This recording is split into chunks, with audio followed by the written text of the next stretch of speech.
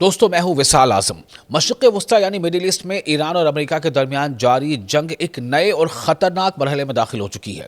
گزشتہ چند دنوں میں امریکی فضائی حملوں میں مسلسل اضافہ ہوا ہے، یعنی امریکہ نے لگاتار ایئر اسٹرائکس کی ہیں ایران پر، جبکہ ایران نے بھی اپنے رد عمل کو وسعت دیتے ہوئے، اپنے رسپانس کو اور پھیلاتے ہوئے ریجن میں موجود امریکی انٹرسٹ اور امریکی انفراسٹرکچر اور اتحادی ملک، یعنی جو بھی دیش امریکہ کے الائز ہیں، جو ملک، ان کو نشانہ بنانے کے دعوے کیے ہیں۔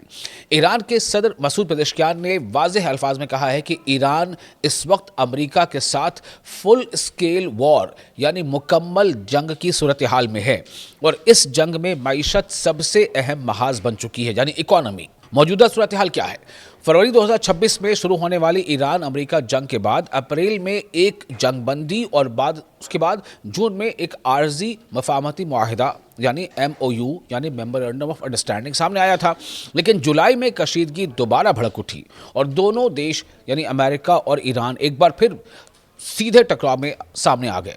امریکہ کا سٹینڈ ہے کہ ایران اسٹریٹ آف ہرمز میں بین الاقوامی جہاز رانی یعنی انٹرنیشنل نیویگیشن اور تجارتی راستوں کے لیے خطرہ بن رہا ہے، جبکہ ایران کا کہنا ہے کہ امریکی حملے اس کی خود مختاری یعنی سوورینٹی اور قومی سلامتی یعنی نیشنل انٹیگریٹی پر حملہ ہیں۔ امریکہ کا 10واں بڑا حملہ۔ تازہ ترین پیش رفت میں امریکہ نے ایران پر مسلسل 10ویں رات بھی فضائی حملے کیے ہیں، ایئر اسٹرائکس کی ہیں۔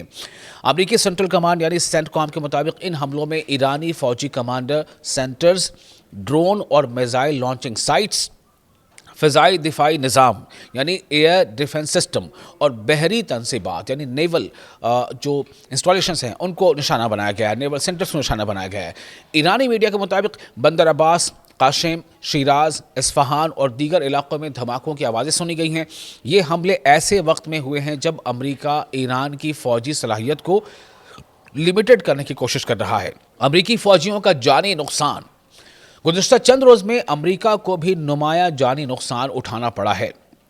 رپورٹس کے مطابق جارڈن میں واقع ایک امریکی فوجی اڈے پر ایرانی حملے میں کم سے کم 3 فوجی ہلاک ہوئے ہیں، جبکہ ایک اور فوجی ابھی بھی لاپتہ بتایا جا، جبکہ کچھ ایسی رپورٹس بھی سامنے آ رہی ہیں، خود نیو یارک ٹائمز یا دوسرے ایسے اداروں نے یہ خبر دی ہے یا رپورٹ کی ہے کہ اس میں جو نقصان ہے فوجیوں کا وہ اس سے کہیں زیادہ ہے، لیکن پینٹاگن اس کے بارے میں زیادہ کچھ ریویل نہیں کر رہا۔ اس کے علاوہ عراق میں ایک اور امریکی اہلکار بھی ہلاک ہوا ہے۔ امریکی میڈیا کے مطابق جنگ کے آغاز سے اب تک کم از کم 17 امریکی فوجی ہلاک ہو چکے ہیں، یعنی مارے گئے ہیں، جبکہ 400 سے زائد زخمی ہوئے ہیں۔ صرف جولائی کے دوران تقریباً 100 امریکی فوجی مختلف حملوں میں زخمی ہوئے، اگرچہ امریکی حکام کا کہنا ہے کہ زیادہ تر اہلکار دوبارہ ڈیوٹی پر واپس آ چکے ہیں۔ امریکی صدر یعنی امریکن پریزیڈنٹ ڈونلڈ ٹرمپ نے خبردار کیا ہے کہ ہر امریکی فوجی کی ہلاکت کا جواب ایران کو کئی گنا زیادہ قیمت چکا کر دینا پڑے گا۔ IRGC کا رد عمل کیا ہے، یعنی اسلامک ریولیوشنری گارڈ کورس کا رسپانس کیا ہے؟ IRGC یعنی ایران کی پاسداران انقلاب یعنی IRGC نے دعویٰ کیا ہے کہ اس نے امریکہ اور اس کے اتحادیوں کے یعنی امریکہ کے جو الائز دیش ہیں، ملک ہیں، ان کے خلاف جوابی کارروائیاں کی ہیں۔ IRGC کے مطابق کویت میں ہمارس امریکی میزائل سسٹمز، راڈار تنصیبات، سیٹلائٹ کمیونیکیشن سینٹرز اور ڈرون بیسز کو نشانہ بنایا گیا ہے۔ ایران نے بحرین میں بھی امریکی دفاعی نظام یعنی ڈیفنس سسٹم کو نقصان پہنچانے کا دعویٰ کیا ہے۔ ایران نے یہ بھی کہہ دیا ہے کہ جب تک امریکی حملے جاری رہیں گے، اسٹریٹ آف ہرمز میں معمول کی تجارت بحال نہیں ہوگی، یعنی نارمل نیویگیشن وہاں نہیں ہو پائے گا۔ اب آپ سمجھیے کہ اسٹریٹ آف ہرمز آخر کیوں اتنا اہم ہے، کیوں اسٹریٹ آف ہرمز کے ارد گرد ہی امریکہ اور ایران دونوں جو ہے ایک دوسرے کے ڈٹ کر مقابلہ کر رہے ہیں، دوسرے پہ حملے کر رہے ہیں۔ اسٹریٹ آف ہرمز دنیا کے اہم ترین بحری راستوں میں سے ایک ہے۔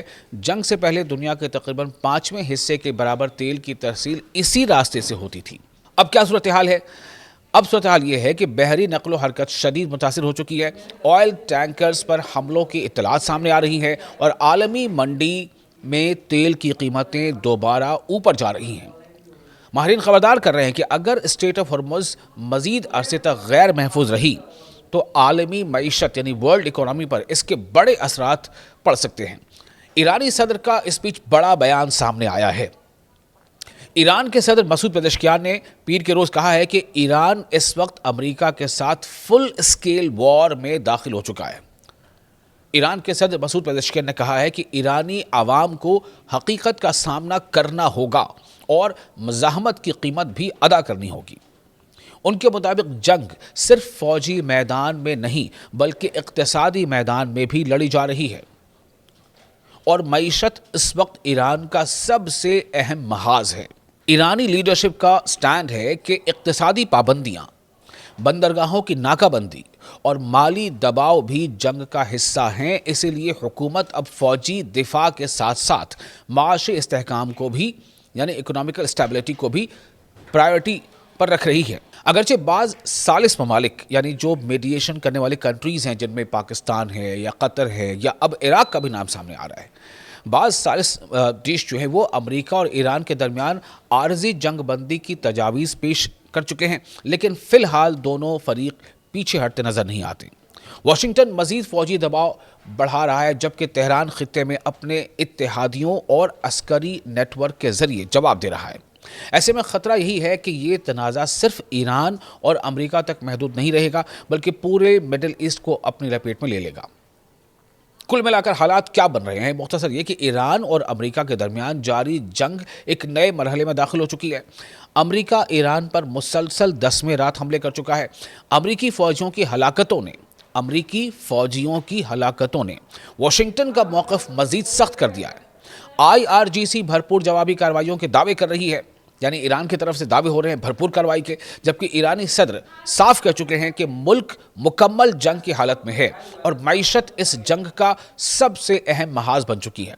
आने वाले दिन इस बहरान की समत का तयन करेंगे।